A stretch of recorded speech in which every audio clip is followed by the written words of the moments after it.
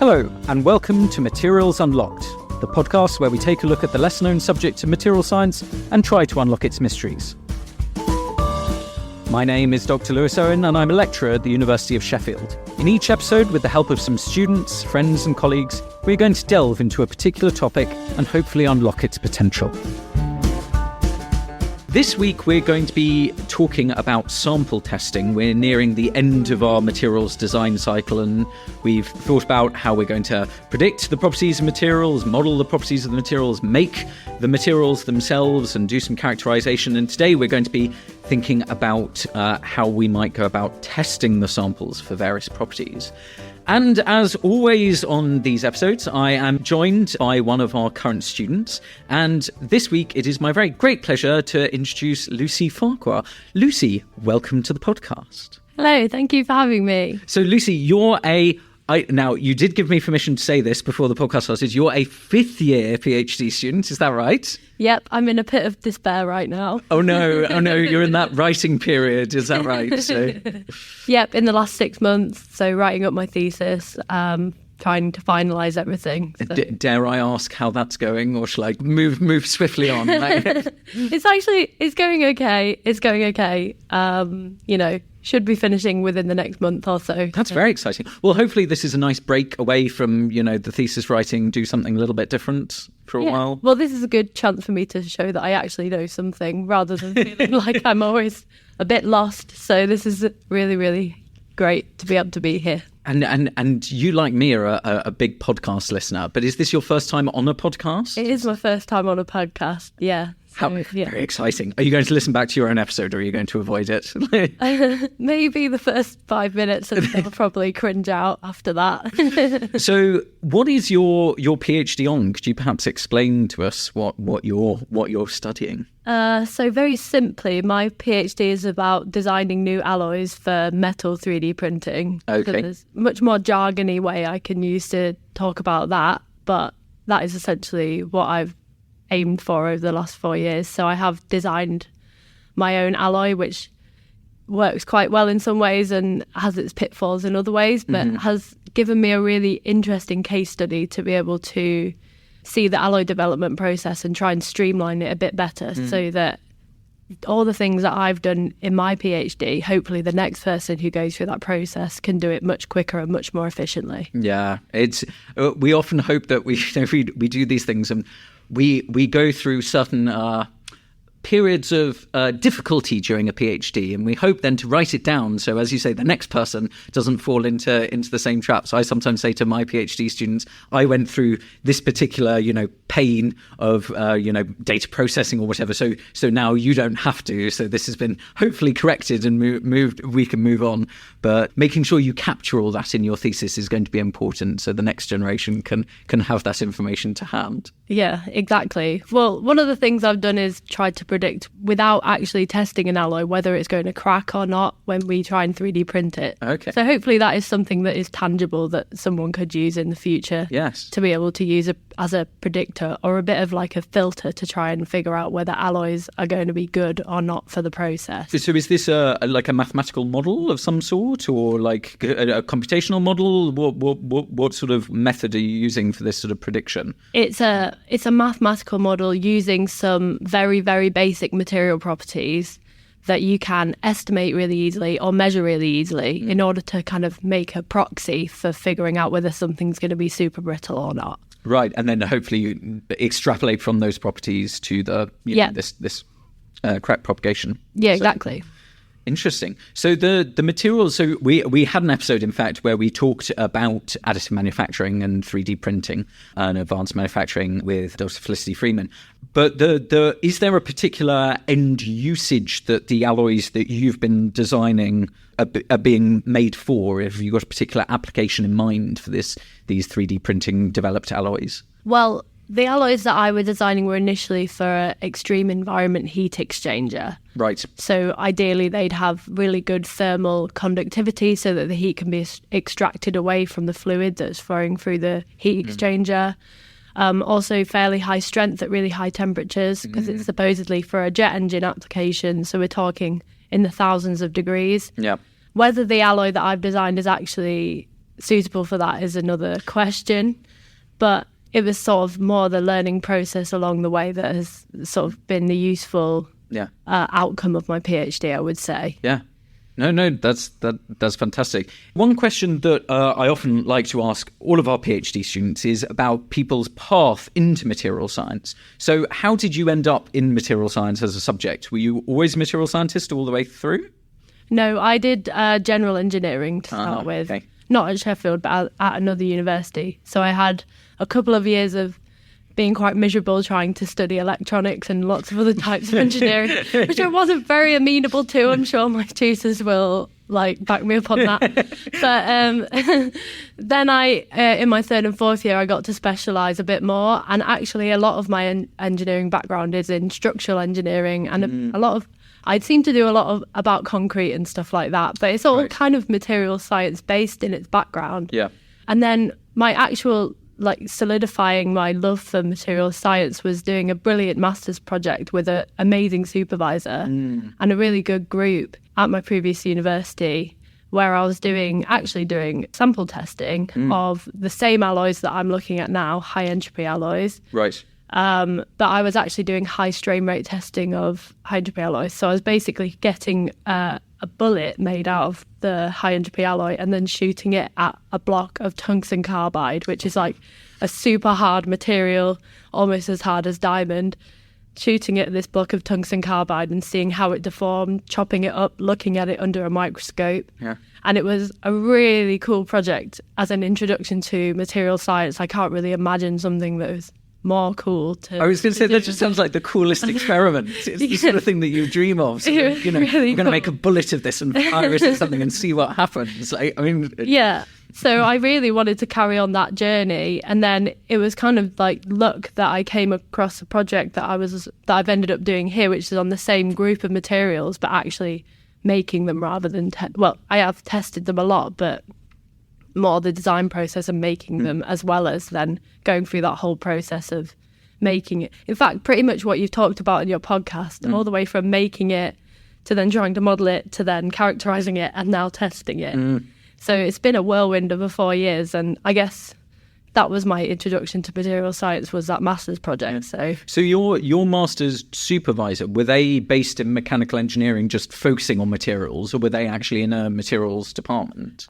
At Oxford, which is where my undergrad was, there was an engineering science department, which was, is all encompassing. So it's a bit broader, right? Yeah. But the material science department was actually completely separate to that. So I had one supervisor from the engineering department and one supervisor from the material science department. Yeah. But it was very material science based, really.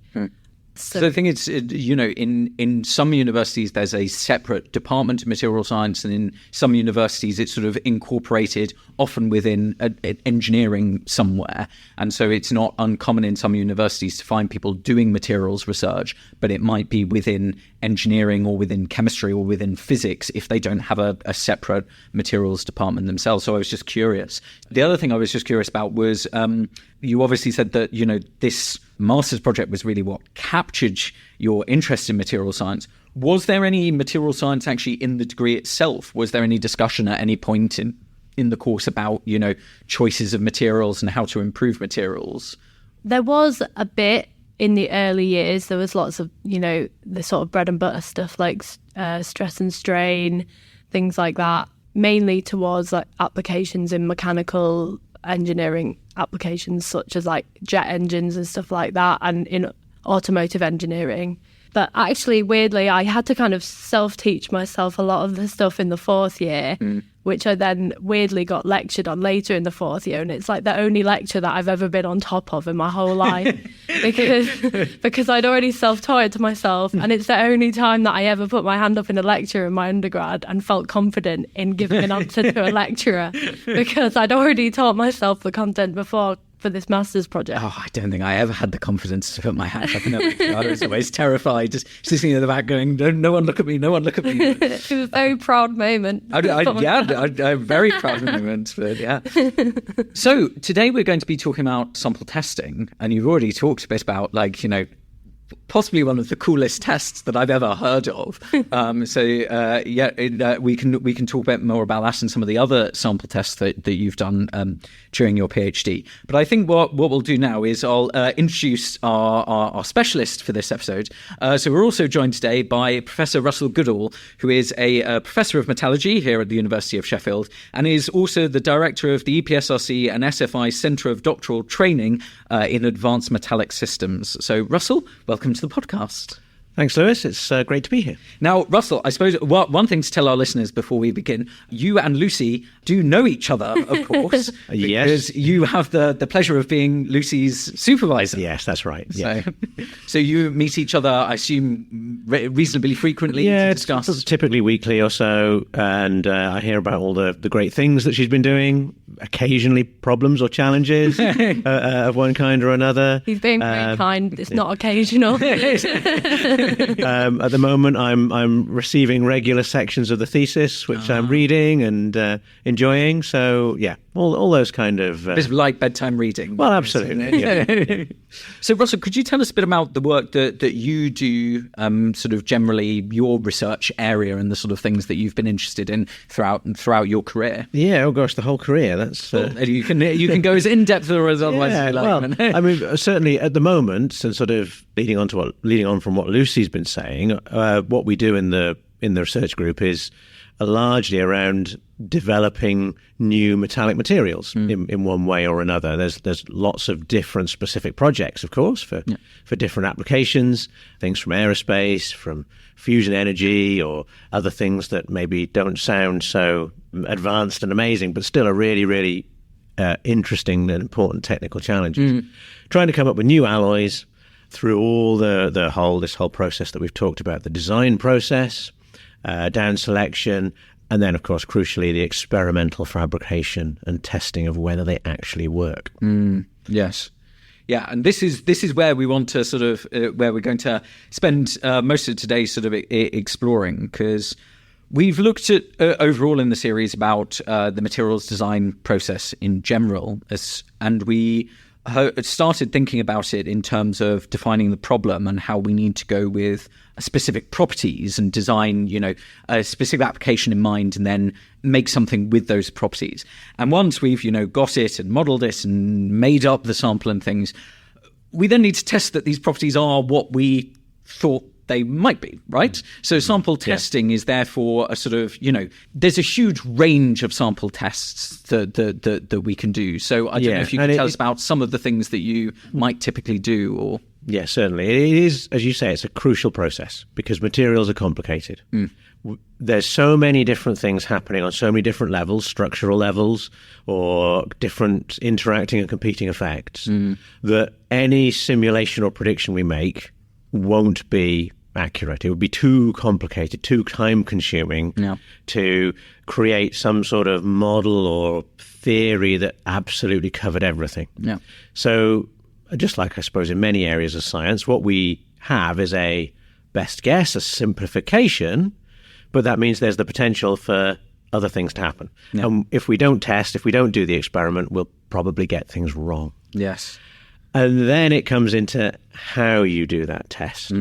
And there's many, many different ways. I think probably one of the big sort of splits or the differences in how you might approach that is whether what you want to know is a simple, defined material property, or whether, because of the application, you want to know about some behavior that doesn't simply correspond to the strength or the conductivity or the density or something that can be defined simply. And that then leads into two probably quite different approaches to how you'd go about assessing that in an experiment. Yes, yeah. So some of if we start then possibly with the simpler one that you're referring to, some of these more simple properties, things like density, electrical resistivity. Could you perhaps tell us about some of the tests that we might typically do, or some of the tests that you've done during your research career? And I mean, there's a whole host of very well-known standard tests. The tensile test for mechanical properties is widely known and used at many different levels, not always done well, but it has its nuances and things like that. I think certainly when you start talking to people who really want to use things, industrial manufacturers or people who want these materials, they start to talk about standard tests, various different ISO standards or ASTM standard test methods or British standards. And there's almost certainly some document out there somewhere that sets out the way that these things should be tested. But when we do it, when we're developing these materials, that's almost certainly a method that we can't use or isn't sensible for us to use because it needs probably a large number of specimens, quite large specimens for what we might be working on if we've only just invented a material. So that early stage when we're still researching and developing, there's a little bit of a gap between sort of this is a standard test method that you can just look up and follow these rules and you've got your answer. We want to know the property, but we have to find other ways of trying to have a pretty good idea of what it is before we go and make all of that and spend the time on that kind of testing. Yeah. So in a previous episode when we were talking about sample manufacture, we were talking about sort of the scales of these things in terms, when we're initially making a test piece, possibly like one of the ones you've been developing, Lucy, you might be, your samples, how big are they roughly? They're sort of centimetres, I assume, in sort of size or something like that? Yes.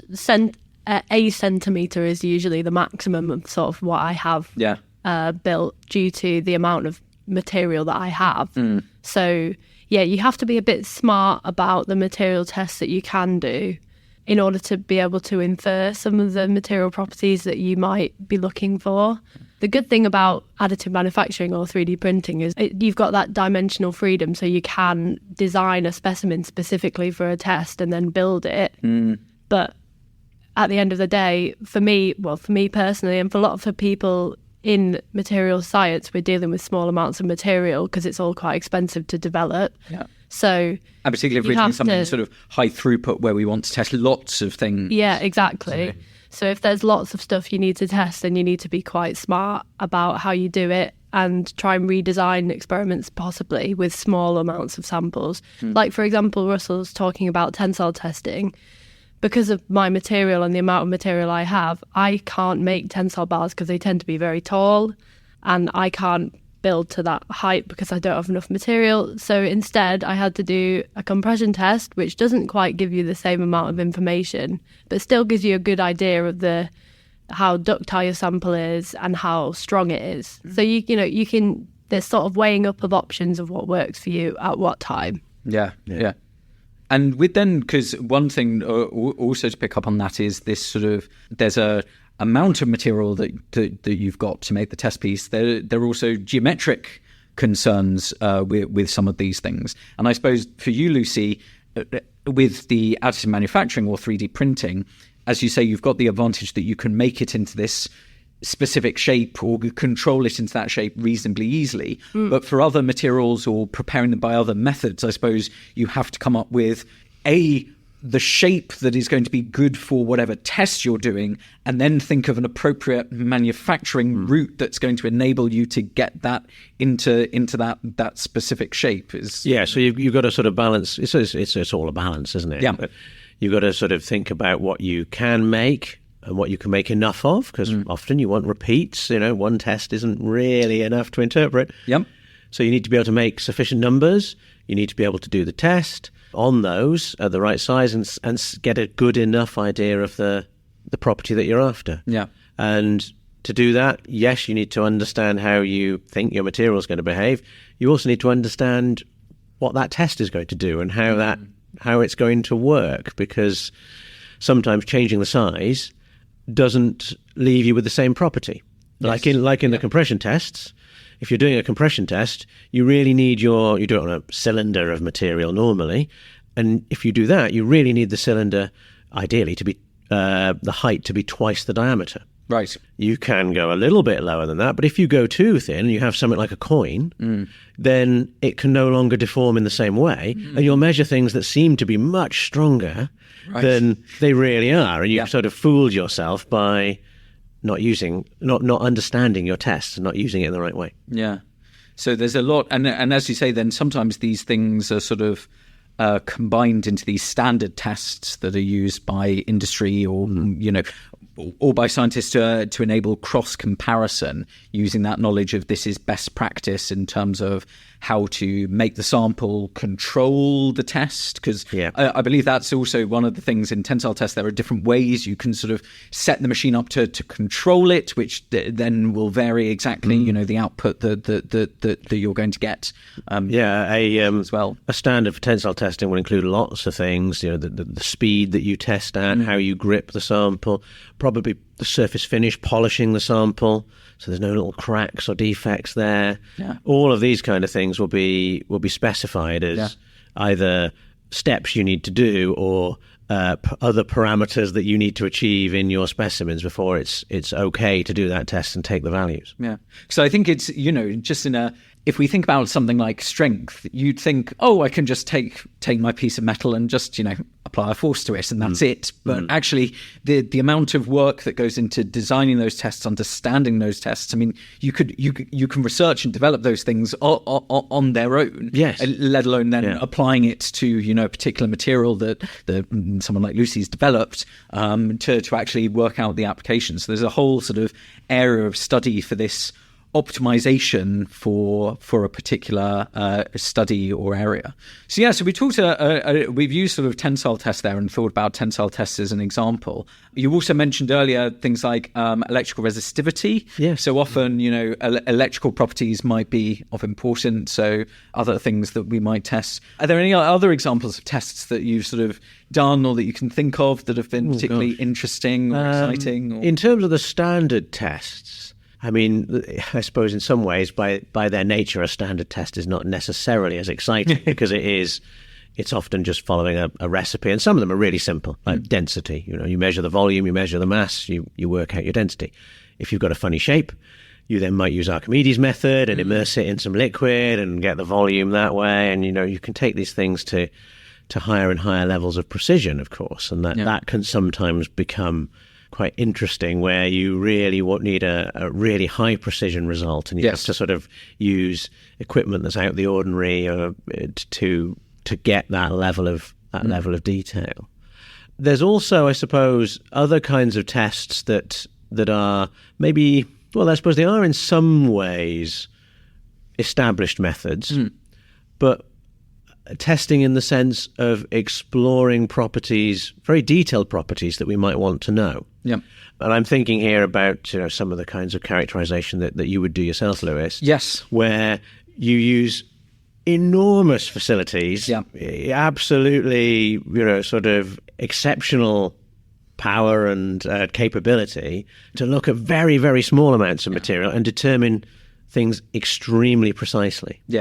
I mean, it's one of the things we have an episode on characterization, and in that we've been talking about how one of the things that I find so exciting with characterization, particularly X-ray and neutron diffraction, the fact that you can do tests at the same time as making those other measurements. So you can, probe these materials as you're performing a particular test, like, a tensile test. And in fact, we've done experiments previously where we've taken materials and been applying, a force to them and looking and understanding what's going on various different length scales through the material, actually, as you're performing that test. So it's incredibly exciting. One of the other areas that I wondered about, and I don't know, Russell, if you've got much experience in this, is with corrosion testing, because I'm aware that there's a lot, particularly with metallic systems. Very often they'll go into environments that may be corrosive. There might be gases around them, or water, liquids and things. And I don't know, because I feel like that, again, there must be a whole host of different setups and things that you could use, and it's probably quite a complex type of test to perform. There are certainly people who are more specialist than I am on corrosion testing. That's absolutely true. But the experience that I have of it is, yes, it is. It's made more complicated because there's so many different conditions. It's so very varied, and I think that although there are standards for corrosion testing, and obviously industries like the automotive industry, let's say, cars out on the road, salty conditions perhaps if in winter, so on, all this kind of thing. There definitely are sort of standard approaches to assess the corrosion resistance of a of a surface finish or a coating or that sort of thing. But that starts to become a bit more of the second kind of testing that I spoke about, where you're not so much thinking about measuring a single absolute property that stands separate to any particular application in the way that, say, the Young's modulus does, to describe the stiffness. You're thinking about a test that is oriented towards how that is going to be used. Yes. And those kinds of tests, rather than being the sorts of tests where one tries to strip out all the sample size, effects, and all these kind of variables and really sort of test the absolute property of the material, they become more like trying to simulate the service conditions in a simplified way. Yep. So a corrosion test, there's things like a salt fog test, where you get a sheet of material and you expose it at certain temperatures to certain atmospheres, depending on what you think. There can be salt spray tests as well, where you spray it on, where you just put it in a humid, salty chamber. You set the temperature. Sometimes you vary that. If you think it might experience wet and dry cycles, you can take it through a certain profile, all of which is oriented towards what is the representative environment of the actual end application. Yeah. And then you see how it performs. You set it for a certain amount of time and you sort of look at it or inspect it afterwards through one of the characterization techniques and see, is it better or worse, or is it showing signs of certain behaviors that you don't want compared to alternative materials?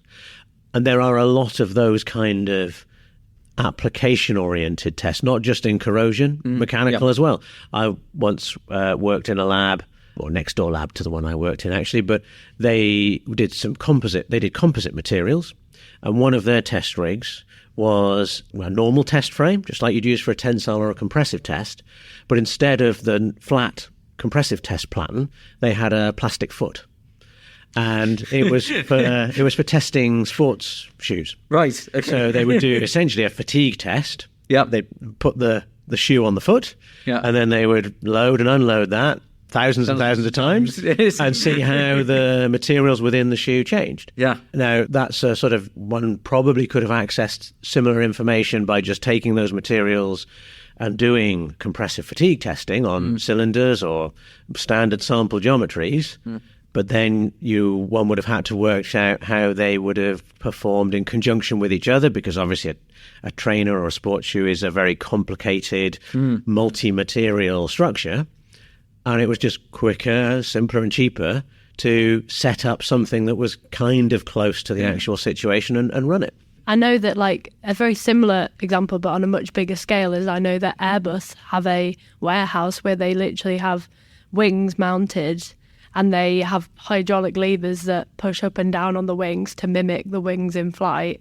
And that's a very, very specific test that's done on a full wing assembly to make sure that it can withstand the amount of cycles of taking off and landing that a normal plane would be able to withstand.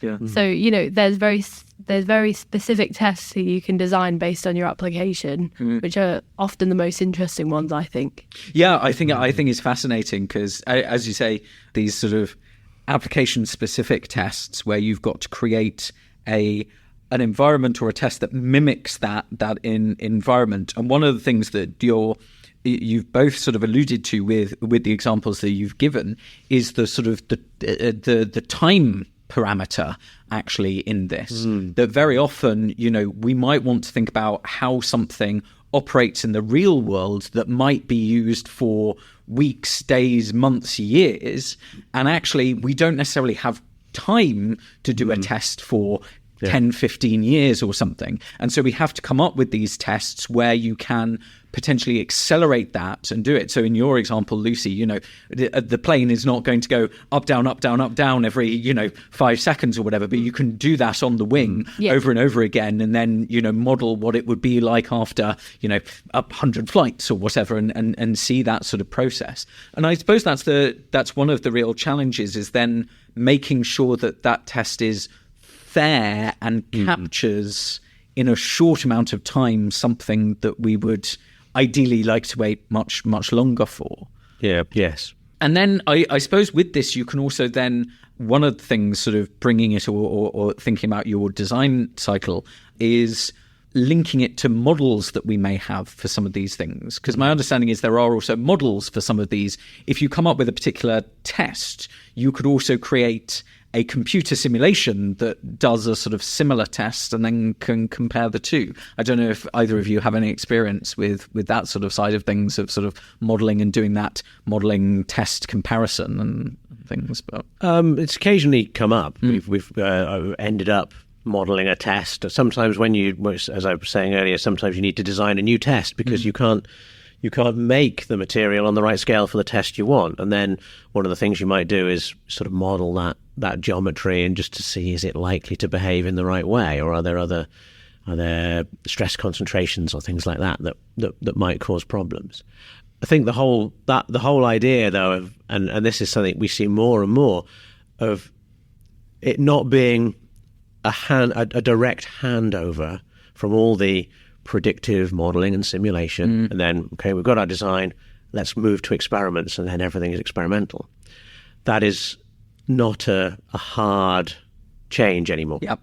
And we carry on going back to our models as we learn things and improve the models, but also there are ways that the models can then help us. And talking, as you were, about the sort of the long-term behaviour, in some ways models can help with that, because another challenge with specimens in terms of applications is where you have applications and things might evolve, you can't always get a piece of material out and test it again. Yes. Yep. So if you have a plane that's flying and the wings are being loaded and you have some concerns that there might be fatigue processes happening or anything like that, you can't simply cut a chunk out and go and do a tensile test and see if it's still got the same strength.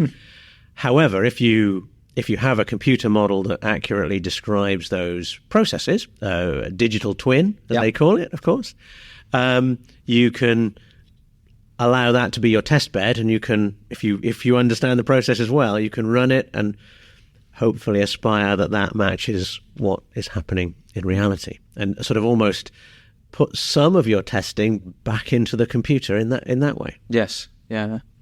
And I think this is one of the, as you say, there are these grey lines, and we've talked about a materials design cycle and everything sort of feeding back into itself. And I suppose one of the things with the modelling and testing, and as you're saying, the sort of dovetailing of these things coming together, is thinking then about validation of the material, and particularly in then more sort of specifically in terms of certification, because obviously if we want if we've designed a material like Lucy's design, for example, and then we're going to use it in a particular application, we're going to give it a rigorous test to make sure that it's safe and able to survive in the environment by doing, as you say, a mixture of just some basic property tests, but then also these sort of more specific environment tests. And that sort of information coming together can help us then sort of certify the validity. I don't know if either of you have much experience with this sort of certification side of it and sort of getting materials into, because a lot of this then comes into, the way even things like patents are written, as I understand it, that a lot of the restrictions on patents might actually come down to materials properties that have been specifically tested. Is that right? So that information can certainly go into patents. I mean, patents, I try not to read them because they're horrible. Certainly very, very different to a scientific paper in terms of how they're written and the information that's in there. So yeah, I think the whole process of sort of that kind of side of certification, that's where one would definitely go back. And of course, if you'd advanced a material to the stage where someone was really keen to use it and it just needed certification, that would definitely be the point, if you hadn't already, where one would need to make the full set of specimens and do all the standard testing following the standard methods, because that's what they're for.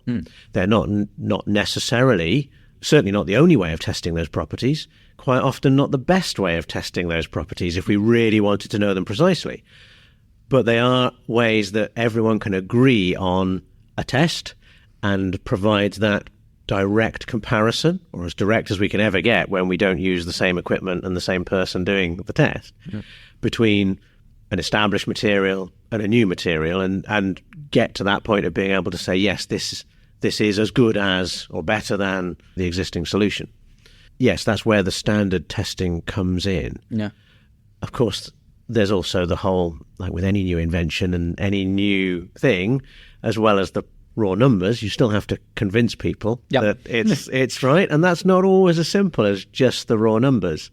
A lot of things in materials aren't just raw numbers. Like how processable is something, how recyclable is something, what is the life cycle impact of it, and how will using that material change the economic arguments for that material. All of these kind of things that aren't simply this is stronger and less dense, we should use it. And there's cases to be made and sort of rationalizations to be given when one gets to that stage. Of course. Yes, no, it's and in the final episode of the series, we're thinking about some of those bigger picture considerations and how that cycle sort of completes itself and goes back in. Lucy, I wondered if you could just tell us a bit about some of the tests that you've been doing in some of your research. Have you done any? I mean, unfortunately, I think everything is going to pale into insignificance compared to this bullet test that you mentioned earlier. I can't get it off my head, unfortunately. But could you perhaps tell us about some of the more standard tests or more sort of involved environment tests that you've been undertaking? Yeah. So I've done all sorts of things throughout my sort of materials development stages. Initially, I did a lot of hardness testing, which is basically when you get a diamond-tipped indenter and you press it into the surface of your material. And it gives you an idea of how strong it is. It can kind of be directly correlated with the material strength. There's a couple of downsides with it. One being that it's very local measurements, so you can only get an idea of a very small area of material. But if you're processing loads of different materials like I was, it's a very quick way of testing and binning some that are a bit rubbish. And then when I actually had made my material, I actually did a few different tests on my material. I did compression testing. I did laser flash testing, which you can get an idea of your material specific heat capacity, thermal diffusivity, and your thermal conductivity. I did DSC, which is, I can't remember what it stands for. The differential scanning calorimetry, yes. To get an idea of if there are any changes in the microstructure or when it's going to melt. Oh, I also had to kind of design my own oxidation test because my material is very high. It has a very high melting point and the operating temperature that I was aiming for was quite high as well. So in order to be able to do oxidation tests, I had to basically make some lumps of material, shove them into a furnace that wasn't inert, so was completely under atmospheric conditions, and then take it out and see what it looked like afterwards.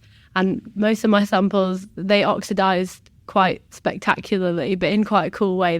They kind of looked like they went in as rectangular specimens and came out looking like sea urchins. It was like really spiky balls of like these really cool formations of these oxides, which obviously isn't great for my application, but was really interesting to see and was quite surprising for everyone in the lab, including the technicians who'd never seen anything like it before. Yeah, lots of different tests over the years. To be honest, the bullet test was the most interesting one. It sounds very cool, but there was a lot of scrabbling about on the floor for the sample after it hit the tungsten carbide. It then just fling off somewhere into this massive lab, and we'd all have to be on the floor like scrabbling for this tiny cylinder of metal. But that is like a really interesting test to be able to do for sort of ballistic testing and high strain rate testing, because, for example, if you're testing some, like, I don't know, something that's going to be used in the military for a material armor or something like that, it's important that it can withstand very high impact, very fast deformation, which wasn't what I was looking at it for, but that's the sort of thing that high strain rate testing can be used for. Yeah. And it's just interesting that there's, with like the application that I'm looking at, you might think, oh, it needs to have high strength. It needs to have, these are the sort of defined material properties that it has to have. But in the background, there's also a lot of other properties that are important that you have to make sure are sort of a tick box for something to be used effectively. And then if it's not as good as what you would want, are there ways you can mitigate that? Like, for example, you don't want to put something that turns into a sea urchin into a jet engine. Yeah. Maybe you could apply a coating to that, which would then increase its life and mean that that's not going to be a problem. So, that would then lead into more questions after that. So more projects, obviously. And more projects, more investigation. Nothing ever stops. No. But it sounds really exciting also, designing, as we said earlier, with these specialized tests, having to sort of design and optimize that test for this oxidation. Picking up on one of the other things you said with hardness testing, you referred to it as sort of being, you can do it sort of very easily and quickly. And I think that's one of the other things is the sort of the availability of some of these tests. Some of these tests are very sort of routine and we can do them, quickly, easily, and so can often be used as a sort of quick check and help with this. If we're thinking about doing a sort of, as I say, a high throughput design, we might be able to use it as a way of sort of going yay or nay based on various criteria, based on a particular property that we might be selecting for. So I suppose there's a range there in the sort of availability and complexity of a test that you can do. Yeah, there's often a balance. Once again, but there's often a trade-off between the speed of the test or the simplicity or the smallness of sample or the less preparation of the sample needed versus how much information you get out and how confident you can be in that being accurate. Yeah. So hardness is great. It's quick. It's easy. It basically doesn't destroy the specimen. It makes some little indents, but in most cases you can tolerate that. So very good for quality control. On the other hand, there's almost always some variation. If you do 10 hardness indents, you won't get 10 times the same value. There'll be a spread, and you take an average, of course, and look at the statistical side of that, and you can do a lot with that. But it's that sort of balance between, yes, how much you want to know and how confident you want to be in it versus how long you can afford to spend on it and how much material. There's even more rudimentary tests that I've heard of, even in that we kind of, or have been used in our department to be able to test samples. Like one guy, I won't mention his name, but it is in his thesis that one of his sample testing, in fact, he was one of your students. He was, yeah. I know what you're It's a good test. So all he did was smashed his samples with a hammer, and if they broke into loads of pieces, that was his way of getting rid of samples. Yeah. And if he smashed it with a hammer and they kind of deformed really nicely and were kind of went into a nice little pancake, then that's how we moved them on to the next section.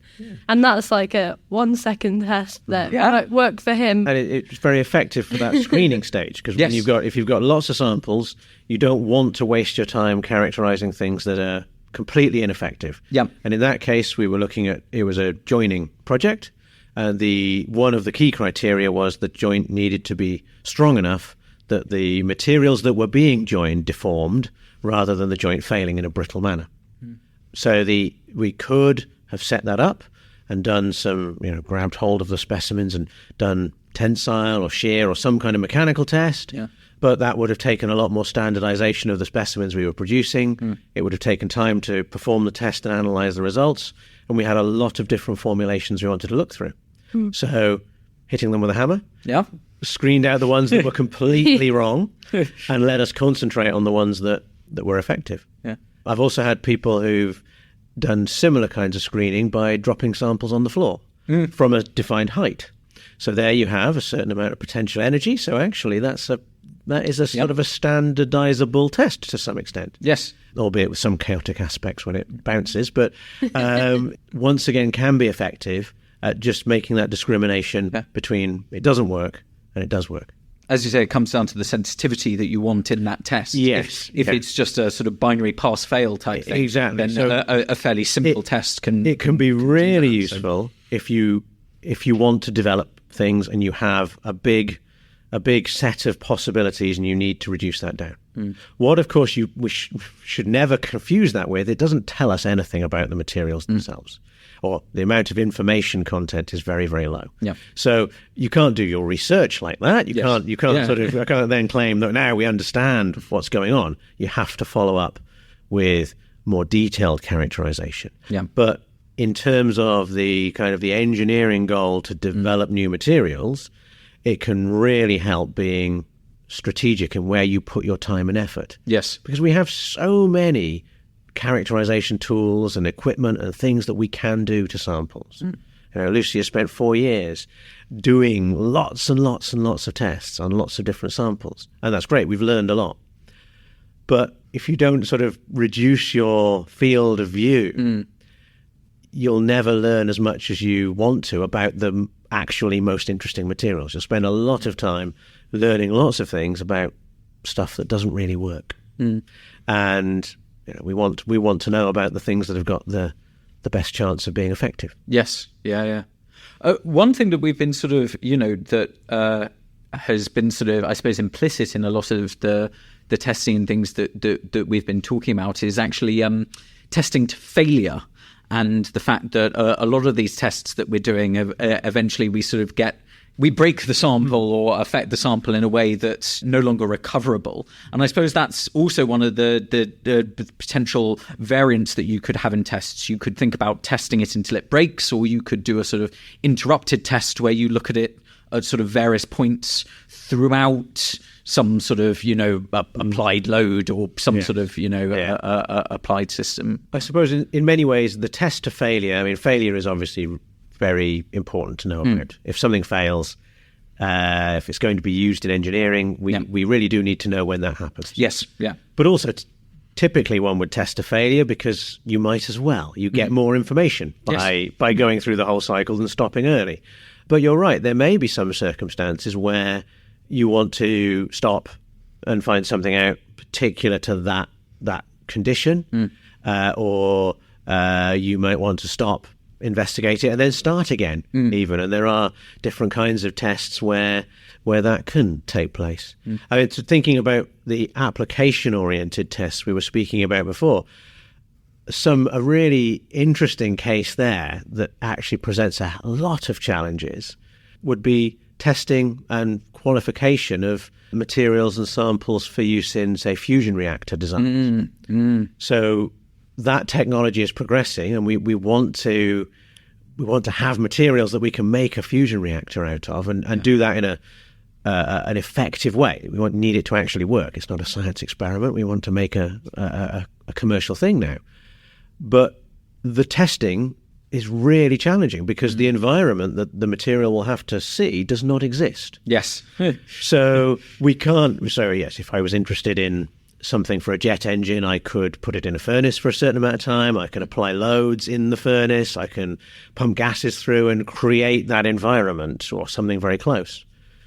But with fusion, we've got high temperatures, high temperatures to low temperatures. I think it's something like 15 million degrees to cryogenic temperatures in less than a meter inside a vacuum chamber where there's relatively high stresses and there's such a high degree of neutron irradiation that every atom inside some of these components gets moved tens or hundreds of times a year. So these are super extreme environments.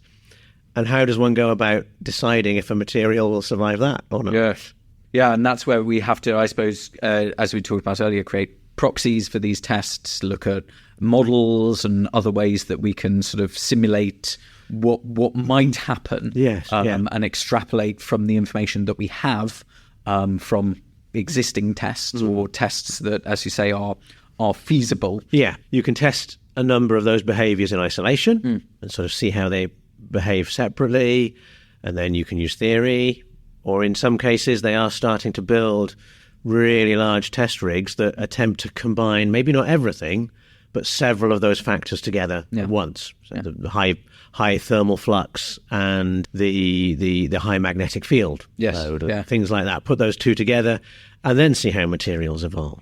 But it's very difficult because of course with such big and complicated devices and such powerful devices, you can't really afford for the first one to go wrong. You've got to have a pretty good degree of knowledge before you switch it on that it's going to work. Yes. And that's hard to do if you can't achieve exactly that environment. So fascinating challenges. Yeah, really, really interesting. And Dave Bowden from UKAA was talking on our second episode about some of the challenges related with fusion and some of the problems that are being faced there. Just picking up or going back and thinking about the testing to failure, and you were saying that, as you say, often that's the application. With the application in mind, often we need to know that point at which it will break. But I suppose that's sort of more from the engineering and application side. From the science side, some of these interrupted tests, I suppose, potentially provide value in if we're trying to understand how something evolves over a period of time or a deformation mechanism might take place. Having those sort of interrupted tests or, continuously testing something and looking at it at various sequences, we can see that sort of progression and development. Yes. And then if we can understand that, hopefully that then feeds back into our loop of sort of, then we can begin to think about ways to mitigate that, be it by, judiciously alloying or, making the sample in a different way or something. So I suppose there's that sort of value from that sort of understanding side with these interrupted tests as well. Yeah, absolutely. And of course, as I was saying earlier, we should never forget that's an important goal, certainly from the scientific understanding that lets us know why things are happening is very important, and we can't just sort of focus on what happens and is this particular sample good or bad. We want to know why, because that's what lets us go back to the beginning of this process and maybe change our designs or develop better things and avoid. It's not just a process where we create loads and loads of options and then down select. Sometimes that is a sensible strategy or a useful strategy to help us, but we want to be knowledge led. We want to be led through understanding rather than just let's try everything, because there's so much to try. We will never try everything. Absolutely. Yeah. That's brilliant. Well, it's been a fascinating sort of exploration of sample testing in various different ways. And we've talked about the different types of sample tests that we can have, some of those that are more specific to finding out a particular material's property, or some of those that are more related to the application environment. Just before we end, Lucy, I'll turn to you first. Is there anything else that you particularly wanted to, say about sample testing or your own experience as a PhD student, or about material science in general? Something that you wish you'd known either about, as I say, sample testing, or more generally about studying materials? Oh, that's a lot of things to talk about. Yeah, I've given you a very broad area to potentially consider. Well, I guess a lot when I was doing my undergrad, in terms of sample testing, we went through a lot of case studies about when sample testing hadn't been done rigorously and how that led to some quite famous engineering disasters, which I find quite fascinating. And there was one recently, the Titan submarine, that hadn't been rigorously fatigue tested, and therefore that led to the death of a lot of people. So it's really important that sample testing is done properly and rigorously within the standards that are specified, so that we can make sure that things are safe for people to use. But in terms of PhD and my experience, I think material science is a brilliant field, and it's a really important field for people to go into at the moment. There's a lot of massive changes that are happening, especially to do with, global warming and sustainability. We need a lot of new people and a lot of new ideas to kind of give an influx of diversity to the field, because we've been doing things the same way for a long time in terms of, well, I'm very based in material development. We've had a lot of the same alloys doing a lot of the same things for a very long time, and it's time for a change in those materials to improve efficiency and improve their sustainability. So I'd encourage anyone, especially women, to get involved in the engineering field. It's an ever-changing field, and it's a really cool place to be. So get involved. Yeah, no, I think that's brilliant. And as you say, as we're facing these challenges and we need creative solutions, we need more brilliant minds coming on, and a diverse range of background and ways of approaching a problem to try and explore and open up those new avenues. Yeah. So I think, as you say, it's incredibly important for us to try and make sure that we're getting that broad range. Also, like, you can't, I would say this as a sort of someone who, in my first few years of my undergrad degree, never thought they would do a PhD because I was not having a very good time. And I would encourage people to remember that research as a field is very different from doing the exam and spewing out information within a 3-hour period. It's a really interesting place to develop ideas over a long period of time. And if you are a creative thinker, but you also enjoy getting involved in the science and understanding how things work, then materials science is a really brilliant place to be.